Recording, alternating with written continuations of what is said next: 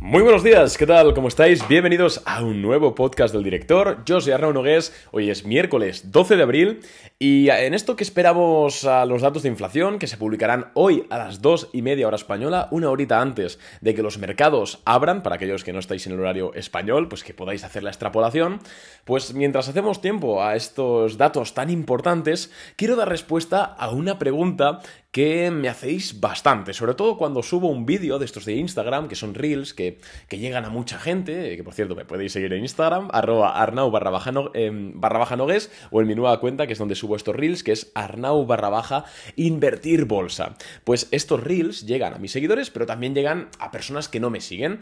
Entonces, en ocasiones, cuando hablo de que subir los tipos de interés puede hacer quebrar a los bancos y que no es buena idea invertir en bancos, muchas personas me preguntan, y con todo el sentido del mundo, que cómo es posible que sea mala idea invertir en bancos cuando suben los tipos de interés. Si se supone que cuando suben los tipos, los bancos se benefician porque pueden dar préstamos con mayores intereses. Bueno, pues en este podcast quiero explicarte esto un poquito en detalle. No es tampoco muy complejo, es de sentido común, ya lo verás. Y también vamos a intentar hilarlo para pues descubrir un poquito o ver qué puede hacer la Reserva Federal en mayo con los tipos de interés. Recordemos que el día 2 y el día 3 de mayo la Fed se reúne y decidirá la subida de tipos de interés, algo muy clave tanto para las bolsas, para saber si subirán, si no, qué sectores lo harán o qué sectores no, sino también para el devenir de la economía, ya que una subida de tipos de interés seguramente acercaría la recesión. Si estamos hablando de que ahora llegaría en julio, pues igual podríamos verla en junio. Bueno, no sé, ya veremos. Cuando lleguemos al río ya pensaremos cómo cruzar. Pero vamos primero a lo primero. ¿Por qué los bancos no se benefician o por qué subir los tipos de interés estresa a los bancos? Lo primero que tenemos que tener en cuenta es que cuando se suben los tipos de interés, históricamente se tiene que hacer de forma paulatina, poco a poco, ¿vale? ¿Por qué? Porque subir los tipos de interés tiene muchísimas implicaciones, porque afecta directamente al crédito y al precio del crédito. Entonces, cuando tú estás subiendo los tipos de interés en una economía como la estadounidense, donde la mayor parte del crecimiento económico se debe al crédito, ojo, esto no es malo ni bueno, esto simplemente es, pues oye, pues tienes que hacerlo poco a poco para ir evaluando. O sea, no puedes hacerlo directamente a lo bestia, porque te puede romper algo. Sin embargo, en esta ocasión, debido también a la inflación récord en los últimos 40 años que hemos vivido y a esa inyección masiva de liquidez que hemos visto entre 2020 y 2021, la Fed ha realizado la subida de tipos de interés más rápida de la historia. No la más alta, pero sí la más rápida. Y es que no sé si lleváis aquí en este podcast más de un año, pero el año pasado, más o menos por ahora, en marzo se subieron la primera vez los tipos de interés en Estados Unidos. Sí, pues ahora que estamos abril-mayo se aceleró una barbaridad. Yo recuerdo que la Fed subió en un mismo mes 100 puntos básicos. Un 1%. Después de haber subido 50. Entonces, es complicado una subida de tipos de interés tan rápida. Y es muy difícil o es de muy ingenuo pensar que no vas a romper nada. Pero ¿por qué rompes el sistema financiero? O sea, ¿pero no se supone que les beneficia? Tenemos que entender una cosa, tenemos que entender el talón de Aquiles de la banca. Silicon Valley Bank no quebró por tener en su balance productos tóxicos, como fue el caso de Lehman Brothers o de Bear Stearns en el año 2007, y de muchos otros bancos que no quebraron, pero bueno, pues ahí estuvieron o que lo rescataron. Silicon Valley Bank y Signature Bank e incluso el Deutsche Bank, que no ha quebrado pero ha tenido esos problemas, Credit Suisse, etc. Y muchos bancos también se han sentido presionados. El problema no han sido problemas en balance de productos tóxicos, sino falta de liquidez. ¿Cómo es posible? O sea, ¿por qué falta de liquidez? Pues porque hay una retirada masiva de depósitos. Es decir, en el banco, por lo que sea, de repente se conoce que puede que haya un problema o hay un rumor o un poco de miedo. ¿Qué hace la gente? Ostras, pues corriendo va a sacar su dinero, porque al final el primero que saca su dinero lo saca todo y si llegas un poco tarde, pues te puedes quedar sin dinero. Así es, aunque te lo garantice el Estado hasta cierto punto, etcétera, la verdad es que no es agradable. Entonces, si muchas personas van a un banco a sacar su dinero de forma inmediata, el banco puede ser que no tenga liquidez suficiente. Porque esto lo veía ayer en un vídeo de Juan Ramón Rayo, un clip que me salió en redes sociales, lo explica muy bien y voy a intentar parafrasear. Cuando tú pones dinero en un banco, tú eres un acreedor del banco, tú le estás haciendo un préstamo. Sí, sí, sí, un préstamo. ¿Por qué? Porque cuando un banco capta un depósito, él lo contabiliza en balance como un pasivo. Es decir, tú le estás prestando dinero al banco. Pero a diferencia de otros préstamos a otras empresas, que por ejemplo puedes comprar una obligación a un año de Apple, lo que estás haciendo es dejarle dinero a Apple durante un año a cambio de un interés. A un banco no es un depósito con vencimiento a un año, 2 años, 5 meses. No, es un depósito un pasivo a la vista. ¿Vale? ¿Qué significa a la vista? A la vista significa que tú puedes ejercer la retirada cuando quieras. Es decir, tú puedes tocar la puerta del banco cuando quieras y decir, devolvedme la deuda, ¿vale? O sea, devolvedme la deuda, devolvedme mi dinero. Y el banco tendrá que darte tu dinero. Entonces, el banco necesita liquidez para afrontar esas deudas. También tenemos que tener en cuenta que el banco no tiene el 100%, ni mucho menos, de sus depósitos en liquidez, sino que los tiene invertidos por ahí, en hipotecas, en bonos, etc. Entonces, si mucha gente va de golpe a sacar dinero a un banco, el banco no va a poder pagar a todo el mundo, ¿vale? Este es el principal problema que ha hecho quebrar a los bancos, porque al final no tienen liquidez, entonces estos bancos tienen que vender como sea activos que tengan, realizando pérdidas como bonos o lo que sea, y pum, ahí palman. Pero el principal problema es la falta de liquidez, la salida de depósitos. Entonces, hay dos razones por las cuales suceden salidas de depósitos. La primera es que tú, como acreedor del banco, como usuario del banco, como cliente, depositante, dejes de confiar en ese banco porque haya un rumor o te huela mal, entonces por miedo sacas tu dinero y lo pones en otro banco.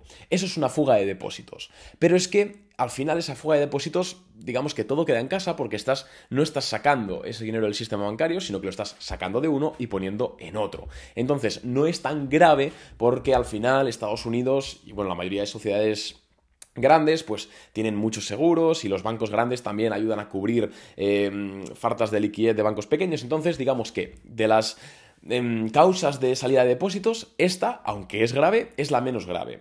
Y la otra razón por la cual alguien sacaría dinero del banco, es decir, sacaría un depósito, es por comprar un activo, ¿vale?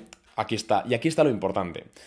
Cuando tú subes los tipos de interés, lo que ocurre es que los bonos del Estado, la renta fija, las letras del Tesoro a un año, a 2 años, 5 años, 10 años, 6 meses, suben de interés. Entonces ahora mismo la letra estadounidense está pagando un 4,5%, un 5%, por ahí andará.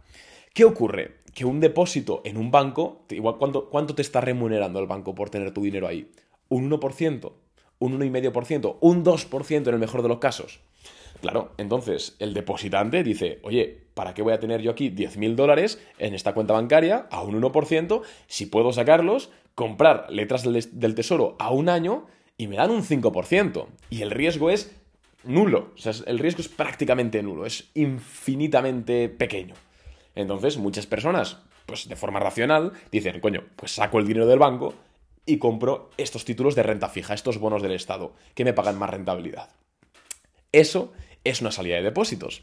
Y en la medida que los tipos de interés estén altos y sigan subiendo y los bancos no paguen intereses, va a haber flujo y salida de depósitos. Y esa salida de depósitos, de nuevo, obliga al banco a tener que compensarlo con liquidez, que ya de por sí, en una economía de que hay un poquito de miedo, ya no tienen mucha liquidez y tienen que poner más. Entonces, esa salida de depósitos al final también puede generar un efecto miedo y, joder, pues el banco simplemente puede quedarse sin dinero para pagar a sus depositantes. Y ahí es cuando el banco tiene que empezar, lo que hemos dicho, ¿no? A vender como sea lo que tenga, MBS, bonos, a mercado, realizando pérdidas, y ahí es, ¡pum!, cuando explota. Es por eso que subir los tipos de interés, sobre todo de forma agresiva y rápida, perjudica al sistema financiero y puede hacer que se rompan cosas, ¿vale? Entonces, sabiendo esto y sabiendo también que ya estamos en un momento en el cual la banca está presionada, no por nada, sino porque hace un mes vimos como Silicon Valley Bank quebraba y también Signature Bank y, bueno, First Republic estuvo ahí y la Fed ahora está inyectando liquidez con la ventanilla de descuento para darles liquidez, bueno, que es un poco que ya está tocado, el barco ya está tocado.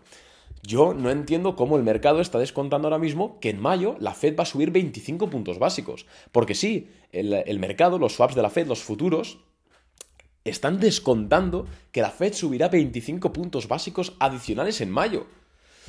Yo no sé qué pensar, realmente yo, el raciocinio, lo que es ser racional, me dice que deberían darle una pausa, ya no bajarlos, pero darle una pausa, ¿vale?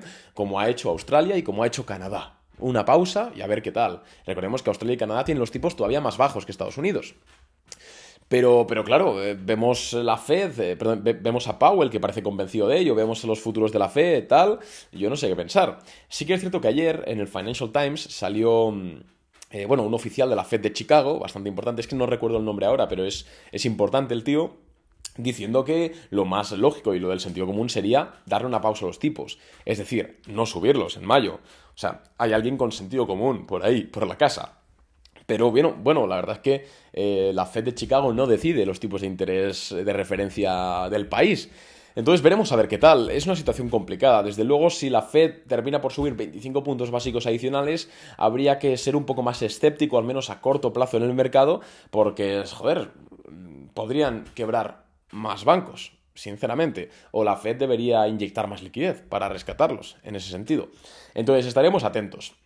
También quiero decir que si la Fed finalmente le entra al sentido común y no suben los tipos de interés, como el mercado está descontando 25 puntos básicos, es posible que veamos una subida de las bolsas. Entonces también hay que estar atentos ahí para, si en el caso de que se dé esta noticia, este suceso, pues poder moverse a comprar alguna empresa que pinte bien en swing y aprovechar ese rush, esa subida. Eso también es interesante. Pero al final, simplemente en este podcast quería comentar un poco esto, ¿no? Porque es que muchas personas, y con razón, me lo preguntan. Y oye, pues he considerado importante aclararlo. Oye, hasta aquí el podcast de hoy. Te quiero decir también que por redes sociales hoy voy a estar comentando el dato de inflación. Mañana haremos un podcast hablando del dato de inflación. Y tengo pendiente el viernes, el viernes es consultorio. Vale, pues el viernes haremos consultorio. Os pondré un sticker de preguntas en Instagram y ahí me podéis seguir para participar en las preguntas del podcast. Pues entonces lo haré el lunes. El lunes tendréis un podcast hablando de tributación y de impuestos, cómo funcionan los impuestos en bolsa, cómo pagarlos, cómo compensarlos, prácticas, etcétera. Así que, nada, me lo ha pedido un seguidor, así que lo haremos el lunes. Y oye, nada más, espero que te haya gustado el podcast. Si ha sido así, dale 5 estrellitas. Te recuerdo que si quieres recibir nuestras ideas de inversión, nuestros resúmenes diarios y en definitiva operar lo que yo opero en bolsa, en boringcapital.net puedes hacerte cliente a partir de 2.000, 3.000 euros o dólares de inversión. Estadísticamente sale rentable, puedes consultar nuestras rentabilidades en la web de forma 100% transparente. Y bueno, no me voy a enrollar más. Un abrazo y nos vemos mañana con ese podcast de la inflación. Chao.